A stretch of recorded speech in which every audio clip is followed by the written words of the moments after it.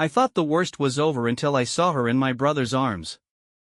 That moment, frozen in the pixelated gray of my home security footage, would come to define everything. But I'm getting ahead of myself. Let me start from the beginning.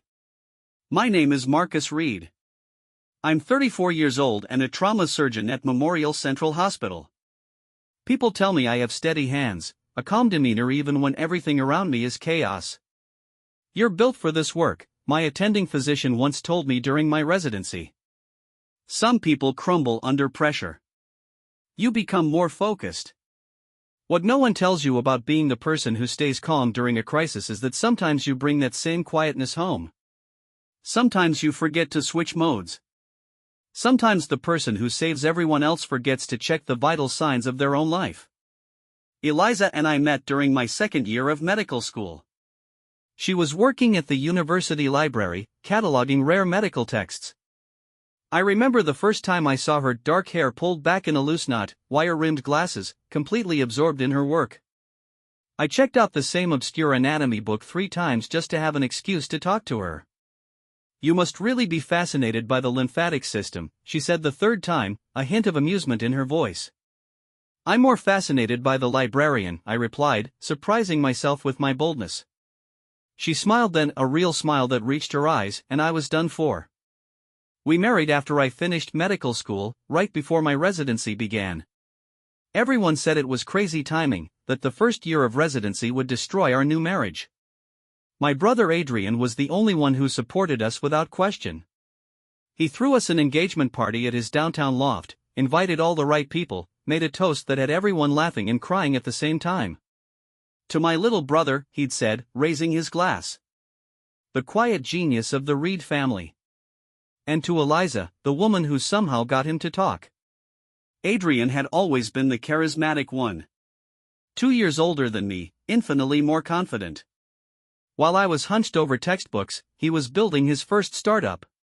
While I was learning to save lives, he was learning to build fortunes. Our parents were proud of both of us, but everyone knew Adrian was easier to understand, easier to love. I never resented him for it. That's just who he was. The first years of our marriage were a blur of 36-hour shifts, brief moments of connection in between my rotations, Eliza's quiet support. She decorated our small apartment, brought me coffee during overnight study sessions, never complained when I missed dinners or birthdays. When I finally became an attending physician, we bought a house in the suburbs, a glass and cedar modern build that Eliza fell in love with.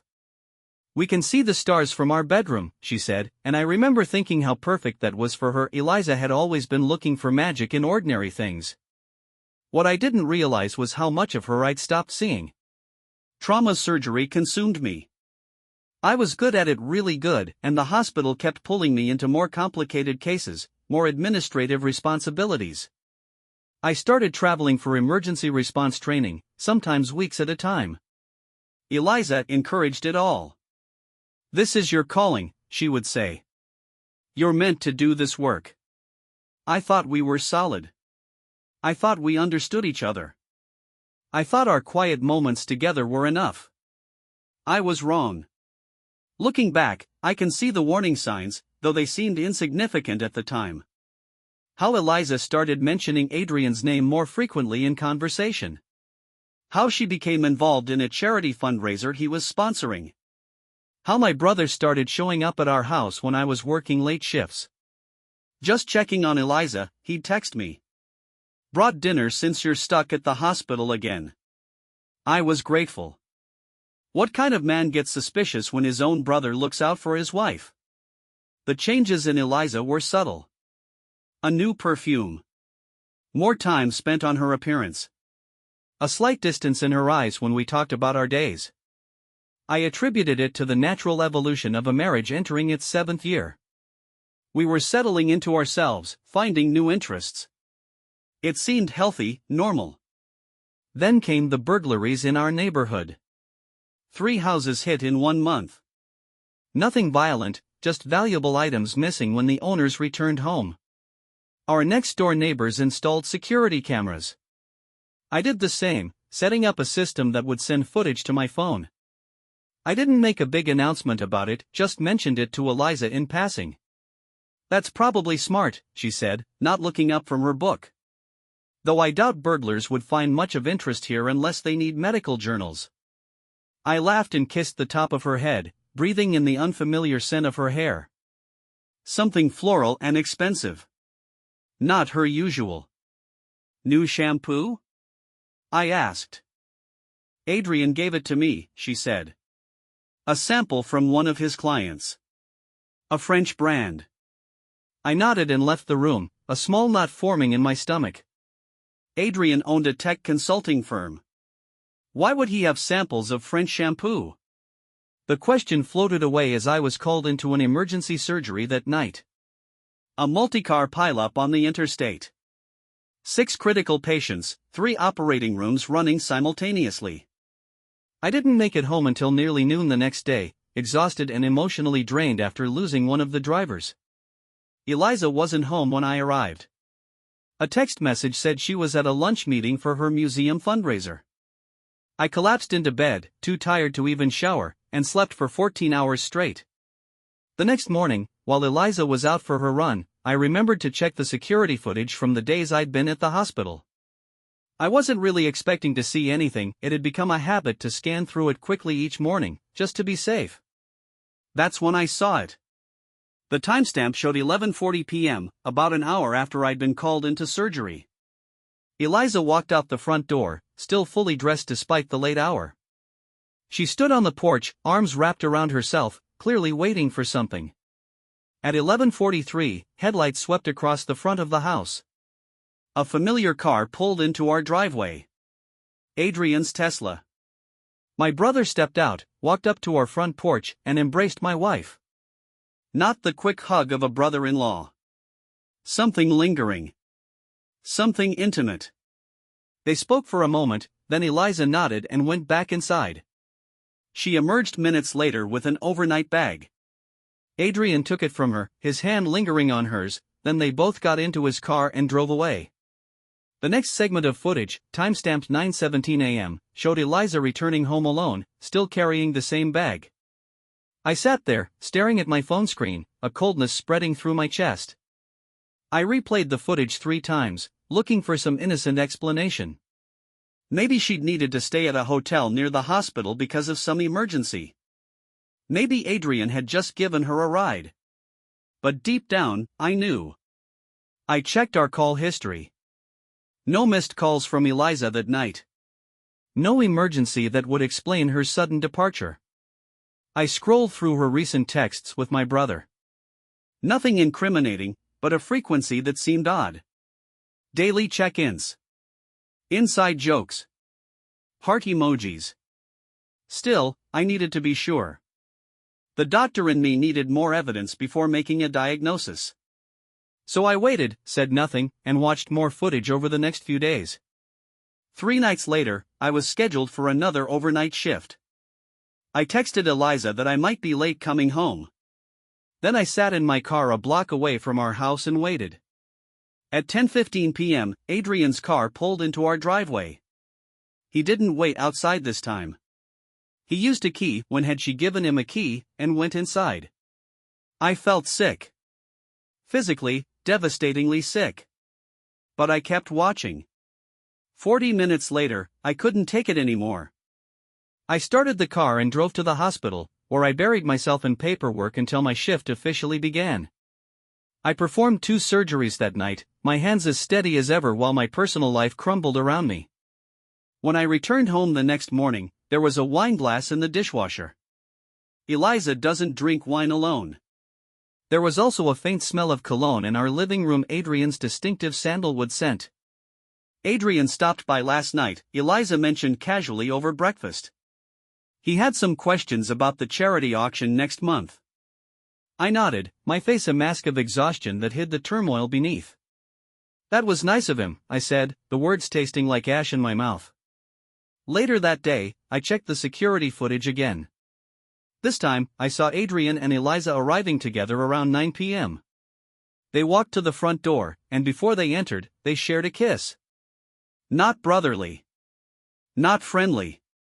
The kind of kiss that confirmed every fear I'd been trying to suppress. I thought about confronting Eliza immediately. I thought about calling my brother and demanding an explanation. I thought about how many years I'd spent saving other people while my own life had been slipping through my fingers. Instead, I deleted the footage, closed the app, and went for a long drive. I needed time to think. Time to plan. Time to decide what kind of man I was going to be in the face of this betrayal. Because the worst wasn't over. It was just beginning. The hospital became my sanctuary in the days that followed. I volunteered for extra shifts, took on complicated cases that required my complete focus, and stayed late reviewing patient files. Colleagues praised my dedication while I silently acknowledged the truth I was hiding. Each surgery provided temporary reprieve from the thoughts that consumed me when I was alone. Each saved life was a distraction from my crumbling personal world. I needed concrete evidence before confronting either of them. The security footage had shown enough to break my heart but not enough to remove all doubt. Perhaps there was an explanation I hadn't considered. Perhaps I was overreacting to a few moments of inappropriate closeness. The rational part of my brain knew these were desperate justifications, but I clung to them nevertheless. On my day off, I told Eliza I was meeting with the hospital board.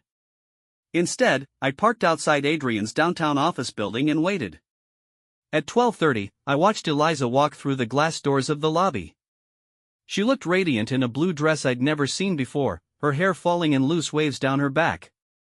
Adrian met her in the lobby. They embraced longer than necessary, his hand lingering on the small of her back as they walked toward the elevators. I followed them to an upscale restaurant 2 blocks away. Through the window, I watched them laugh together, their heads bent close, fingers occasionally brushing across the table. They looked happy. They looked in love. I photographed them with my phone, feeling like a detective in some terrible movie. 3 hours later, they returned to his office building. I waited in the parking garage until evening. When Eliza emerged alone, she checked her appearance in her compact mirror and adjusted her clothing before calling me. "Hey," she said when I answered. "Just finished the museum committee meeting. Probably going to grab dinner with Jennifer. Don't wait up." The lie slid easily from her lips. I wondered how many other falsehoods I'd accepted without question over the past months. "Have fun," I replied, keeping my voice neutral. "Tell Jennifer I said hello." That night, I unlocked Eliza's tablet while she showered. The passcode was still my birthday, a detail that struck me as both ironic and painful. Her emails revealed nothing, but her search history told a different story: how to end a marriage gently, telling husband about affair, pregnancy symptoms early stages.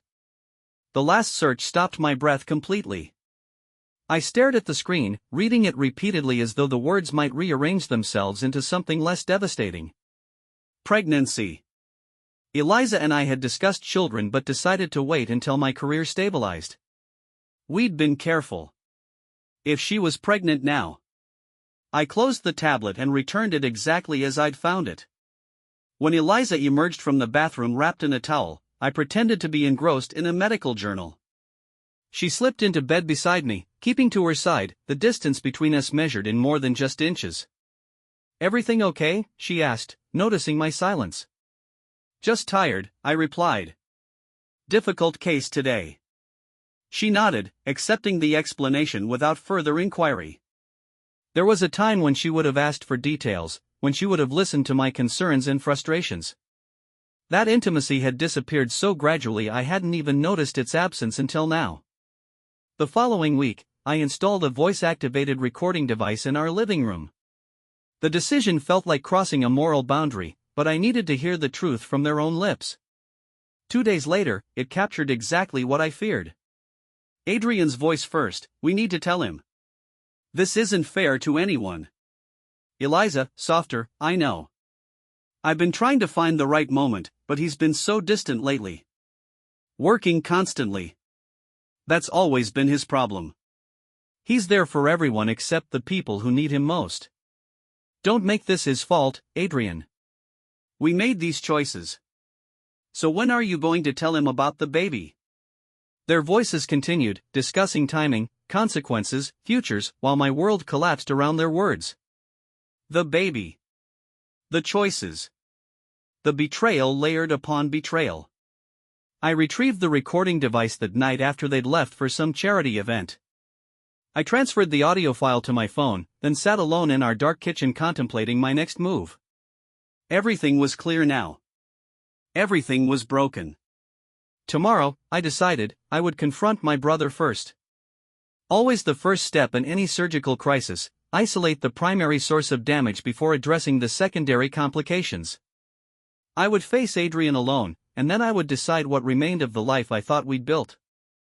I texted Adrian early the next morning, suggesting we meet at the hiking trail outside of town where we used to explore as children.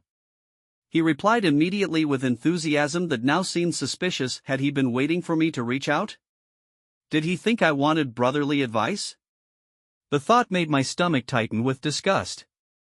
The trail wound through dense pine forest before opening to a vista overlooking the valley.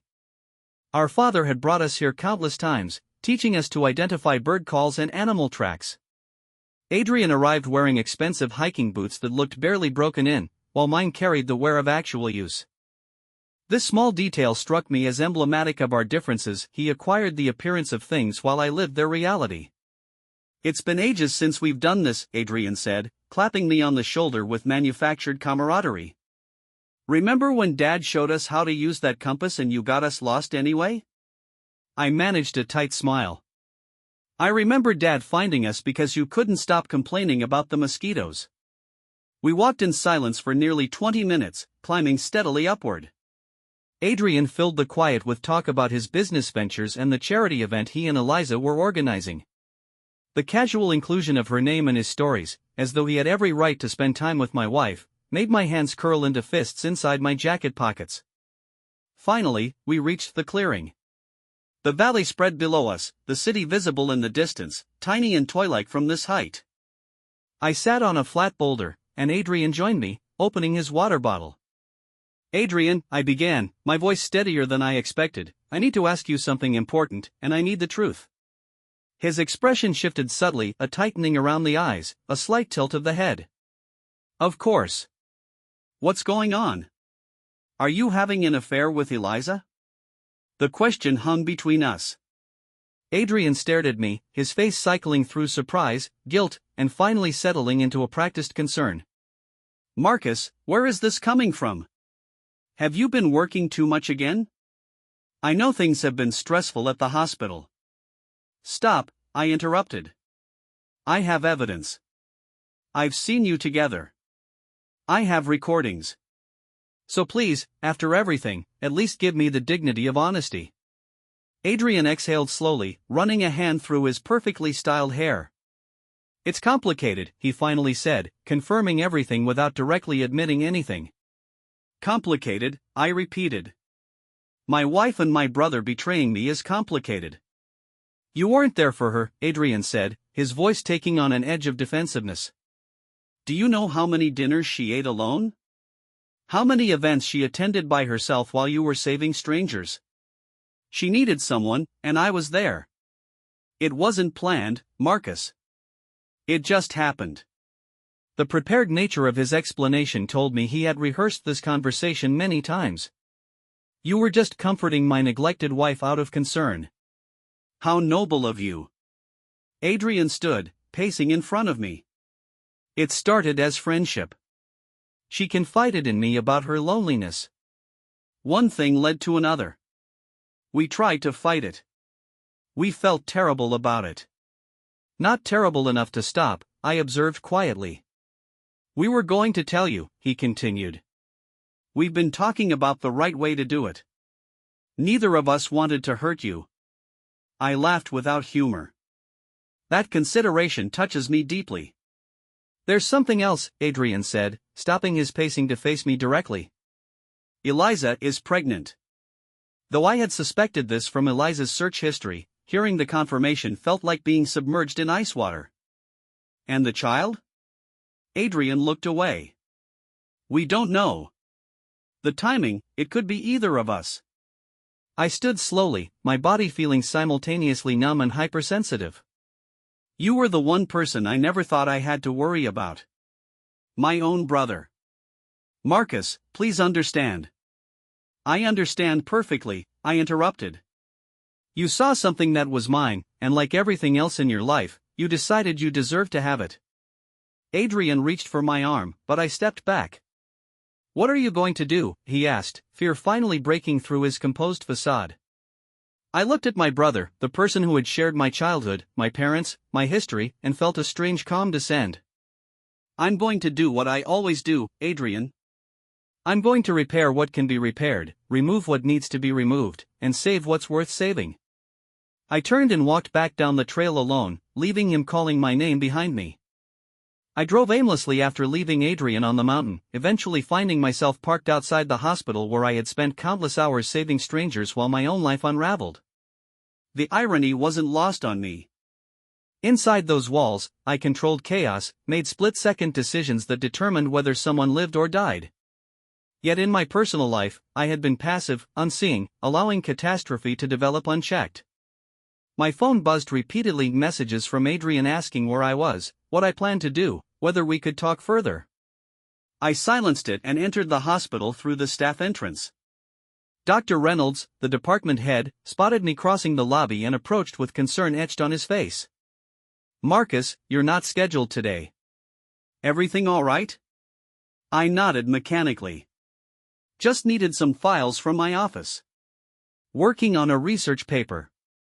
He studied me with the evaluating gaze all good doctors develop. You look exhausted. When was the last time you took a vacation? Real time off, not just conference travel?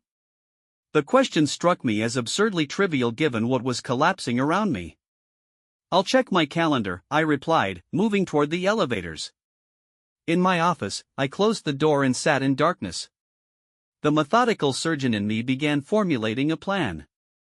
First, I contacted my attorney and scheduled an urgent meeting for that afternoon. Second, I requested an emergency leave of absence, citing family issues. Dr. Reynolds approved it immediately, telling me to take whatever time I needed. Third, I called a real estate agent who had helped several colleagues relocate and asked about short-term housing options. By evening, I had signed lease papers for an apartment across town, arranged for my attorney to prepare separation documents, and withdrawn half the funds from our joint accounts into a new account solely in my name. The precision with which I dismantled our shared life reminded me of extracting damaged tissue during surgery, clean cuts, minimal bleeding, no hesitation. When I finally returned home, Eliza was waiting in the kitchen. Her face showed signs of recent crying, her eyes red-rimmed and puffy. Adrian had clearly called her after our confrontation. Where have you been? She asked, her voice small and strained. Adrian told me about your conversation. I've been worried. I placed my keys on the counter deliberately. I had errands to run. Eliza wrapped her arms around herself protectively. Marcus, we need to talk about this. I know you must hate me right now. I don't hate you, I interrupted, surprised to discover this was true. Hatred requires energy I don't have to spare. She flinched as though I had raised my hand to her. Please, let me explain. What happened with Adrian, it wasn't planned. I was lonely, and he was here, and I wasn't, I finished for her. I've heard Adrian's version already. Neglected wife turns to understanding brother-in-law. A story as old as marriage itself. Tears spilled down her cheeks. It's not that simple. I never stopped loving you.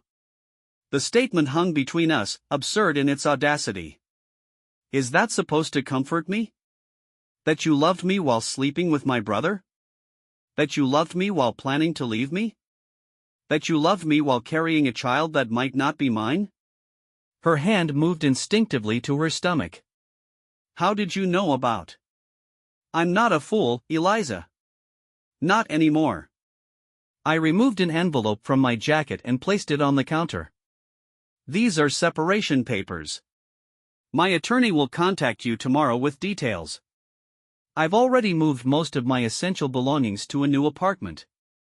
Eliza stared at the envelope in shock. You're leaving? Just like that? Just like that, I echoed. Though I imagine it was easier when you were planning to do the same to me. She reached for my hand, but I withdrew it. Marcus, please. We can work through this. Couples therapy, time apart, whatever you need. Don't throw away 7 years because of one mistake. One mistake? I laughed hollowly. Burning dinner is a mistake. Forgetting an anniversary is a mistake. Having an ongoing affair with your husband's brother while planning to leave said husband is a series of deliberate choices. Eliza collapsed into a chair, sobbing openly now. What about the baby? Don't you even want to know if it's yours? I looked at her, this woman I had loved, had planned a future with, and felt nothing but a profound weariness. I want a paternity test. If the child is mine, we'll discuss co-parenting arrangements. If not, I wish you and Adrian a lifetime of happiness built on the foundation of betrayal you've created together. I turned to leave, but Eliza's voice stopped me. You can't just shut down and walk away. That's what got us here in the first place, you turning everything off, retreating into yourself, leaving me alone even when you're standing right beside me. Her words contained enough truth to sting. I paused at the doorway without turning back. Perhaps you're right. But we'll never know what might have been different, because you didn't choose to talk to me about it. You chose my brother's bed instead. 3 weeks passed in a blur of paperwork, attorney meetings, and long shifts at the hospital. My new apartment remained sparsely furnished, just a bed, a desk, and a single chair. I found comfort in its emptiness, in the absence of reminders. Colleagues noticed my increased focus at work, mistaking it for dedication rather than escape. I performed surgeries with mechanical precision, my personal turmoil locked away behind the professional mask I had perfected over years. Adrian attempted to contact me multiple times. I blocked his number after the third voicemail, where he alternated between apologies and justifications. My parents called, confused by the sudden rift between their sons. I told them I needed space without elaborating, unwilling to force them to choose sides in a battle they never asked to join. Eliza communicated only through her attorney, a sharp-eyed woman who approached our separation with clinical efficiency that matched my own. The paternity test had been scheduled, though results wouldn't be available for another week. The medical professional in me knew the procedure was routine, but the former husband, found it surreal to be testing whether my brother had fathered my wife's child. The text message from Eliza arrived unexpectedly one evening as I reviewed patient files in my sterile living room. Can we meet tomorrow? Just to talk. The lake at sunset. I stared at the message for a long while before responding with a simple yes. The lake had been our special place, the site of countless conversations during medical school, where I had proposed on a clear autumn evening 7 years earlier. Her choice of location felt deliberate, a manipulation of shared history. Nevertheless, I agreed, perhaps needing closure as much as she did. The following evening, I arrived at the lakeside park 15 minutes early. The setting sun painted the water copper and gold, families were packing up picnic supplies, and couples strolled along the shore holding hands. I chose a bench facing the water and waited, watching a pair of ducks navigate the gentle waves. Eliza approached cautiously, her pregnancy now visible beneath her flowing dress. She looked thinner everywhere except her growing middle, her face drawn with stress. I gestured to the empty space beside me, and she sat, maintaining a careful distance. "Thank you for coming," she began, her voice barely audible above the lapping water. "I wasn't sure you would." I nodded, offering nothing to ease her discomfort. The surgeon's training again, sometimes healing requires allowing pain its necessary space. Eliza twisted her hands in her lap. "I received a preliminary report from the doctor today. The timing, they believe the baby is yours, Marcus. They want to confirm with the actual test next week, but based on development markers, the conception date aligns with when we were still." Her words trailed off, and I sat perfectly still, absorbing this information. The child was mine. A fact that should have brought joy now arrived complicated by betrayal. "I see," I finally responded. "Does this change anything for you?"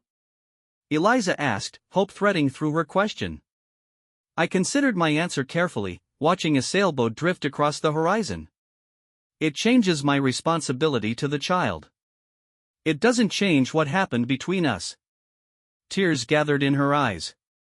"I made a terrible mistake. The worst mistake possible. But this baby deserves parents who at least tried everything before walking away. The time for trying was before you turned to my brother, I replied, my voice leveled despite the storm churning inside me. What exactly are you asking for, Eliza?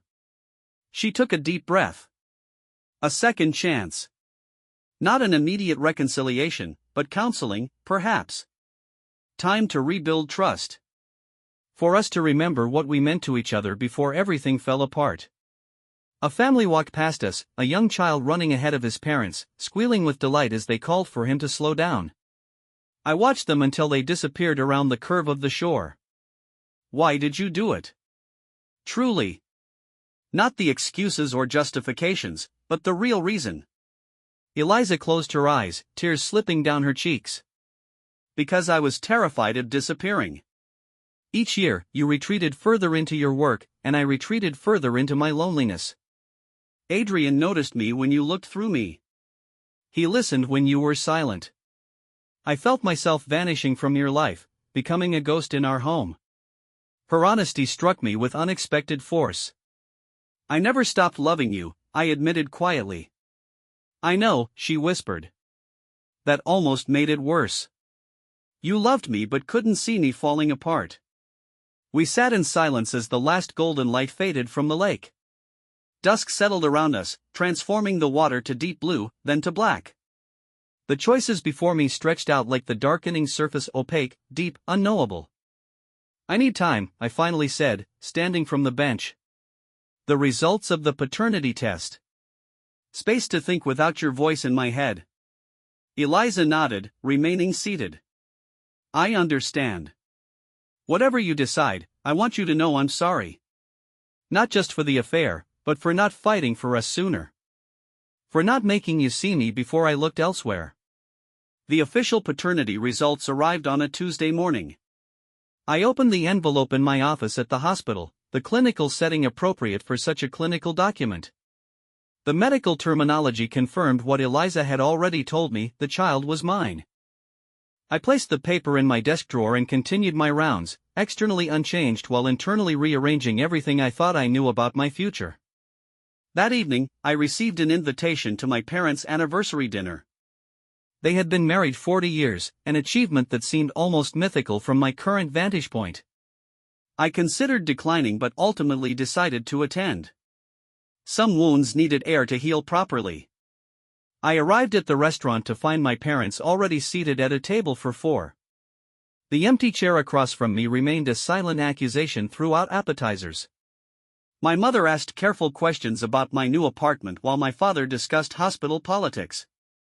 Neither mentioned Adrian or Eliza directly, though their absence hung over the table like an invisible guest. Your brother sends his regrets, my mother finally said as dessert arrived. He thought it might be uncomfortable if you both attended. I nodded, appreciating this small consideration while recognizing its inadequacy. How is he? I asked, the question surprising even myself. My father studied me over his reading glasses. Miserable. As he should be. What happened between you two? Neither of you will tell us anything. The urge to protect them from the ugliness competed with my need for honesty. Adrian made choices that betrayed my trust, I explained carefully. He crossed lines that brothers should never cross. My mother reached across the table to squeeze my hand. Whatever happened, I hope you can find a way back to each other someday. Family is too precious to lose permanently. I didn't correct her assumption that reconciliation was possible. Instead, I changed the subject to their upcoming vacation plans, allowing them the comfort of normalcy for one evening. The next morning, I drove to the cemetery where my grandparents were buried. I hadn't visited in years, but something drew me there, perhaps the need for wisdom from people who had navigated decades of marriage successfully. I sat on a bench near their graves, watching autumn leaves spiral to the ground around me. My phone rang, displaying Eliza's number. I answered after the fourth ring. Hello?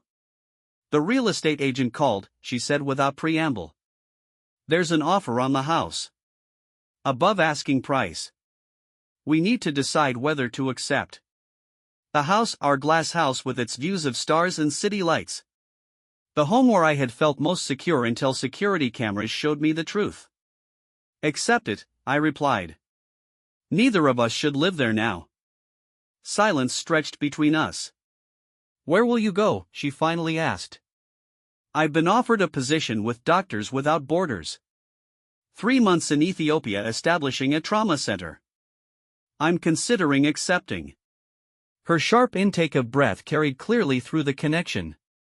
You're leaving the country? What about? She stopped herself. The baby, I finished for her. I'll be back before the birth. And I'll fulfill my responsibilities as a father. That's not what I meant, Eliza said quietly. What about us?